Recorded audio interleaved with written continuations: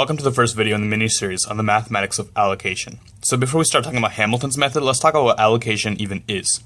So for the purposes of these videos, we'll be defining allocation as dividing indivisible objects among different states or nations or just people in a fair and consistent way. And the main keyword here is fair and consistent way because there's different ways to define fair and consistent. So in this one, we'll be talking about the one called Hamilton's method.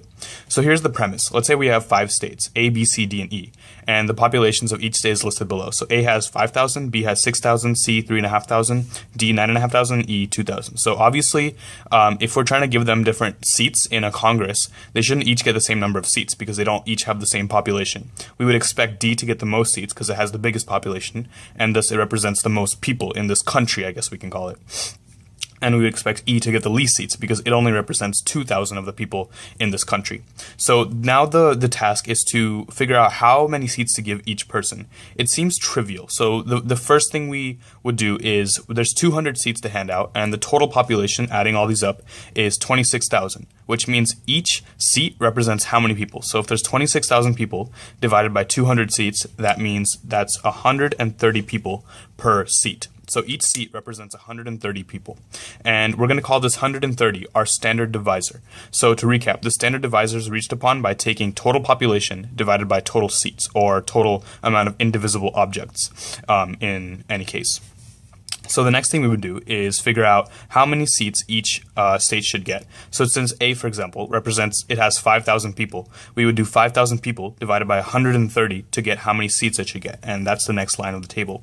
So we find that A should get 38.46 seats. Now this is a problem because you can't give someone 0.46 seats in Congress. You have to either give them like 38 seats or 39 seats. You have to give them a fair number. And we see that problem arises for every single state because B has to get 46.15 and C has to get 26.92 and so on. You can't give them fractional parts of seats. So we just need to figure out who's going to be the losing one out on this, who's going to get less seats than they deserve, and who's going to get more seats than they deserve, and stuff like that.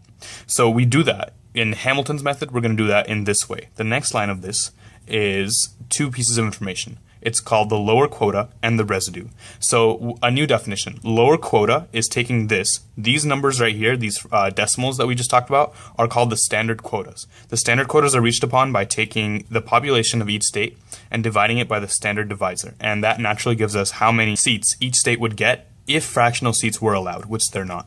So lower quota is if you take each of these and just cut off the fractional part. It's not rounding, it's simply cutting off. For example, even 26.92, the lower quota is 26 because that's just cutting off the decimal.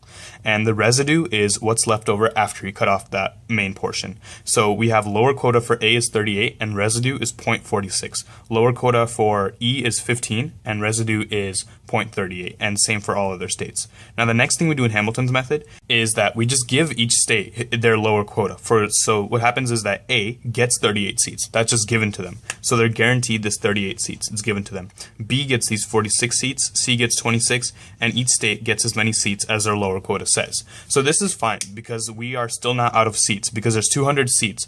And if we add all these up, these numbers that are circled in purple, we only get 198. So that leaves 2 seats to still give out. So now is the problem. Now is where we have to figure out who gets these 2 seats. And we're going to do that by looking at the residues. So whoever has the highest residue will get the first seat. And then whoever has the next highest residue will get the next seat. So I've written out the order of who gets the seats right here. So since 0.92 is the highest residue out of all of them, C has the first seat that's still left over. Now the next highest number is 0.46, so A will get the next seat. And I put X's for everyone else because there's only 2 seats to hand out, so it doesn't matter what the order of the remaining people are. So that means C gets another seat plus 1, and A gets another seat plus 1. So that means that our final result says that how many seats has each person gotten. So A has gotten the 38 seats from their lower quota plus another seat. So A has 39 seats. B has 46 seats, and they didn't get anything from the surplus. C got an extra one for the surplus, so they have 27, and the other ones didn't get anything from the surplus. So now, if we go ahead and take all these numbers and add them up, we will get the full 200 seats that are supposed to be divvied out among all these states. So we have successfully, this is a way to do it, we have successfully distributed all the seats to all the states in some kind of fair and consistent way. But is this totally fair as it seems it is? Well, Well, let's look at one thing. So here's an immediate issue. So for what did we do to A? So A had 38.46 seats. That's how many they should have had if fractional seats were allowed. We took away 0.46. So what is that doing? So 0.46 seats represents how many people? Well, we decided that 130 people per seat. So 0.46 seats is roughly 60 people, or less than 1.2% of the population of A. And how did I get that? Well, I took 60 and I divided by the total population of A, which is 5,000, and 60 over 5,000 is less than 1.2%. Now, what about E? E did not get an extra seat. A did. So for E, let's do the same thing. A was, we took 0.38 seats away from them. So we took 0.38 seats away, and how many people is that? That's roughly 49 people. And if we take 49 and we divide that by the total population of E, which is the smallest, if we divide that by 2,000, we get over 2.4%. So here's the problem. The problem is that A has such a bigger population than E. It has 5,000 versus 2,000. But we ended up giving A the extra seat just because of this residue. And this seems like a very arbitrary way to do it, because this residue usually doesn't tell us much about the number that it came from, these whole numbers up here. So what basically happened is that we gave an extra seat to somebody that needed it less than somebody else. And why do we know that? Because we gave A an extra seat after we took away less than 1.2% of their population through this taking away of 0.46. But we didn't give E an extra seat after taking away more than double of their population. We took away their 0.38, which represents more than 2.4% of the population.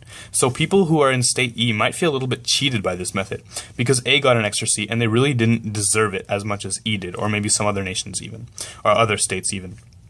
So this is an immediate issue, and we're going to find that there's many other issues with Hamilton's method, and the next video will be dedicated to that. So before we go to the next video, let's talk about one thing that is good about Hamilton's method. It's that it meets the quota rule.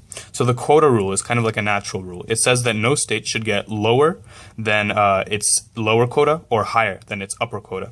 So now what's the lower quota? We define the lower quotas as taking these numbers and chopping off the decimals. So the lower quotas are all here circled in purple. And what about upper quotas? Upper quotas are just the opposite. It's just taking this number and adding 1. So the upper quota of A is 39. The upper quota of B is 47. The upper quota of E is 16. So no state should get lower than its lower quota or higher than its upper quota. Is that true for what we happen here? So A got 39, and is 39 higher than its upper quota? Well, its upper quota is 39, so it's not higher than 39. 46 is the lower quota of B, and is 46 lower than 46? No, and same thing for all these other ones. So basically through Hamilton's method, each state gets its lower or upper quota. It doesn't go outside that range at all, which is good because it keeps all the states, the number of seats they get within a fixed range. But we'll see that even though this is good about Hamilton's method, there's a lot more things that are bad.